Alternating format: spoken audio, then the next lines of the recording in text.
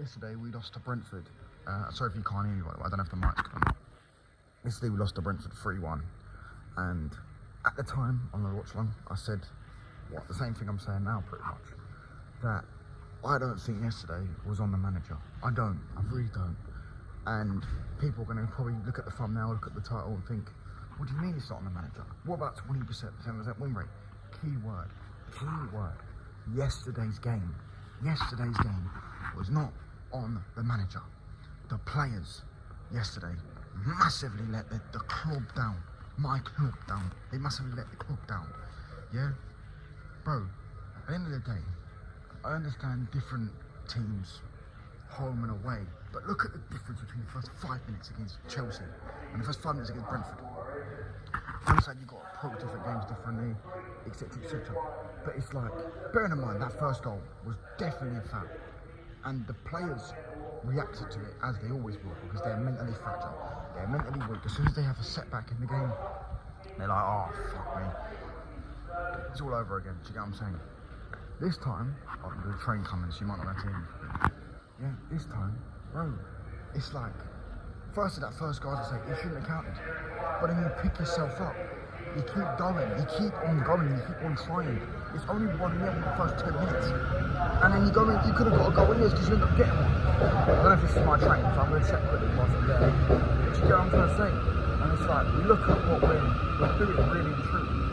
And I'm like, I'm looking at the players differently. I'm sorry, I'm looking at the players differently. Yeah? And in regards to Amorim, listen, I don't think yesterday was his fault. I think he definitely made a few mistakes. I think people's concerns about him are true. I want Amorim out, by the way. I was Amorim out after the final. It doesn't mean Amorim out. But is it really his fault that, De Ligt was getting spun all game? Because everyone was raving about De Ligt last week. De Ligt plays against a fucking big centre forward. All of a sudden he's getting fucking spun all game. He's too scared to go near him. What? How are you a centre back and you're too scared to go near the striker just because he's bigger than you? It don't make sense, innit? It don't make sense. Yesterday, like, the only problem I have with his lineup is Ugarte. And them type of games, you look at Ugarte going, you're supposed to shine in that game, mate. Physically, there's legs there. They're not that technically brilliant. They're not going to fucking embarrass you technically. They're not going to put the ball around you. My forward looks massive, by the way. I promise you it's not. I should just shoot my hair out. Do you know what I'm saying? Yeah, it's like, bro, I'm vexed at the players more than anything. And I'm looking at it from this perspective of, I don't know I think a new manager comes in and we get better. I think we could get better. If we get a better manager, better results. That's usually how it works, right? And I think I would take Mourinho back in a heartbeat. I would. I don't care how long for. A year and a half, I'd take Mourinho back for a fucking year and a half, go and get De Zerbi after the transition. But then again, we need to make the transition now. Do you get what I'm saying? We need to do it now.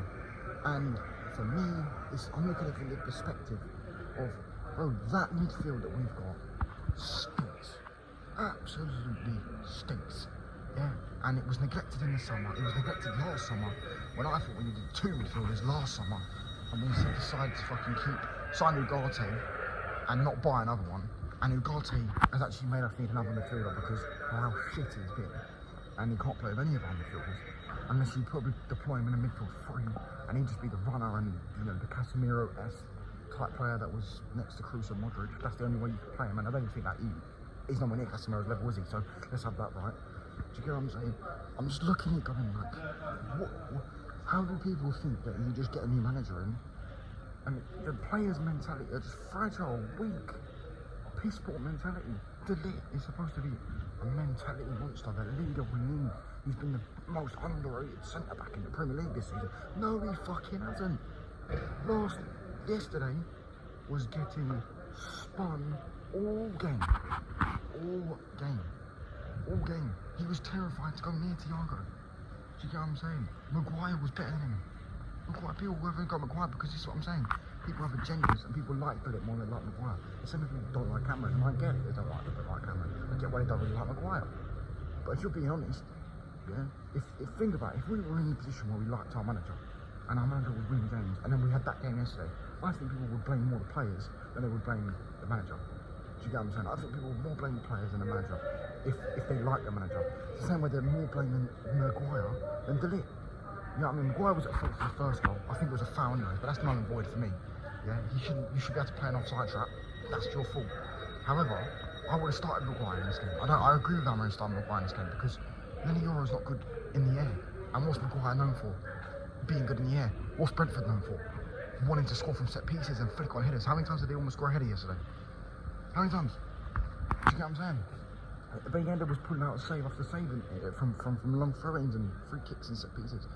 Do you know what I mean? Like, for me, I'm looking from the perspective of, I don't think that was Amorim's fault yesterday. Let me know what you're thinking in the comments below, because debate me. You know what I'm saying? Let me know if I'm wrong, I'm wrong. If I'm lying, I'm lying. But for me personally, I just don't see, really and truly, you get a new manager in, I think we'll get better. Yeah, but it depends on who the manager is, and it's like, people are now in a position where they're trying to force Ineos, not trying to force Ineos, but saying Ineos are on fraud watch if they don't sack him. Really and truly, we said the same thing about Ten Hag when they didn't sack Ten Hag. They should have sacked Ten Hag in that summer, they didn't. That was fraud watch, right? But we said the same thing about them in that game. So when they sacked Ten Hag, right? And then when they got Amorim wrong, which we've all agreed they got Amorim wrong, everyone said they're on fraud watch. We're looking at them differently. Well, yes, they should have sacked him in the summer, but they didn't, right? Cool, but let's forget that now, because that was a mistake that they made. They rectified a mistake by sacking him.